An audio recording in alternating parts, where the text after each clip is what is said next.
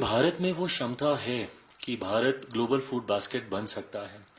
हम लोगों के लिए कुछ विषय जो कि चिंता के विषय रहे थे, उस पर हम लोग मजबूती से काम कर रहे हैं। सबसे बड़ी चिंता हम लोग की रही थी कि जिस तरीके से पोस्ट हार्वेस्ट लॉसेस होते हैं, उसको हम लोग कैसे नियंत्रित करें। उस दिशा में भी पिछले एक दशक में हम लोगों ने काफी कार्य किए हैं। पोस्ट हार्वेस्ट लॉसेस को लेकर हम लोगों ने उस इकोसिस्टम को तैयार करने का हम लोगों ने प्रयास किया है, जिसके माध्यम से कोल्ड स्टोरेजेस तैयार करके, पूरे लॉजिस्टिक्स तैयार करके, ताकि पोस्ट हार्वेस्ट लॉसेस को हम लोग कम कर सकें। फूड प्रोसेसिंग सेक्टर का अपने में एक बहुत बड़ा योगदान है पोस्ट हार्वेस्ट लॉसेस को कम करने को लेकर। मेरे लिए वो तस्वीरें, वो दृश्य बहुत दुखदाई होते हैं जब मैं देखता हूं कि हमारे किसान भाई सड़क पर टमाटर, प्याज, आलू उसको फेंक देते हैं। ऐसे में अगर वही पदार्थ अगर प्रोसेस हो जाए तो उनकी लॉन्जिविटी बढ़ जाती है। वो लंबे समय तक आप उनको स्वच्छ रख सकते हैं, फ्रेश आप उनको रख सकते हैं लंबे समय तक।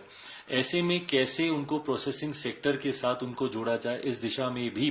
पिछले एक दशक में कई कार्य हुए हैं। आज की तारीख में मैं मानता हूं लगभग 327 बिलियन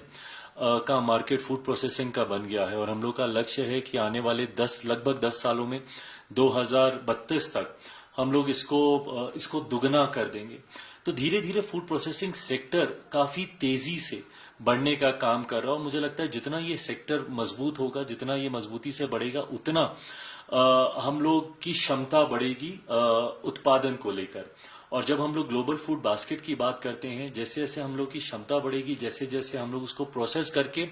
अंतर्राष्ट्रीय बाजारों में हम लोग लेकर जाएंगे, तो मुझे लगता है कि जो सोच हमारे प्रधानमंत्री जी की है भारत को एक वर्ल्ड फूड बास्केट बनाने की, उस सोच को पूरी तरीके से हम लोग साकार कर पाएंगे। ऐसे मंच पर आकर मेरा विश्वास और बढ़ता है जब मैं लोगों में वो उत्साह देखता हूं, अलग अलग देशों के प्रतिनिधियों में, बड़ी बड़ी फूड प्रोसेसिंग से जुड़ी हुई कंपनियों, बिकॉज इस दौरान मेरी कई मुलाकातें हुई बड़ी बड़ी कंपनियों के मालिकों के साथ, उनके हेड्स के साथ, और उन्होंने जो विश्वास दिखाया भारत में, न सिर्फ कईयों ने नए निवेश के वादे किए, बल्कि कईयों के एक्सपेंशन प्लान्स हैं। कईयों ने अपने R&D तक को वहां पे भारत में जिस तरीके से इनोवेशंस को लेकर, स्टार्टअप्स को लेकर, यंग ब्रेन्स, भारत के युवा जिस तरीके से रोज आए दिन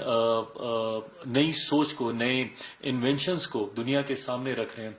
ये तमाम विषय ऐसे हैं जो कि विदेशी मार्केट में को काफी एक्साइट करते हैं कि भारत में आए और R&D करके नई नई चीजों को डेवलप करने का काम करें। तो मुझे लगता है ओवरऑल भारत वो पैकेज प्रोवाइड करता है जहां पे हर स्तर पर आकर आप निवेश कर सकते हैं, और जैसे जैसे ये निवेश बढ़ेगा, वैसे वैसे हम लोग की भी क्षमता ग्लोबली अपने आप को वर्ल्ड फूड बास्केट के तौर पे प्रस्तुत करने की बढ़ेगी।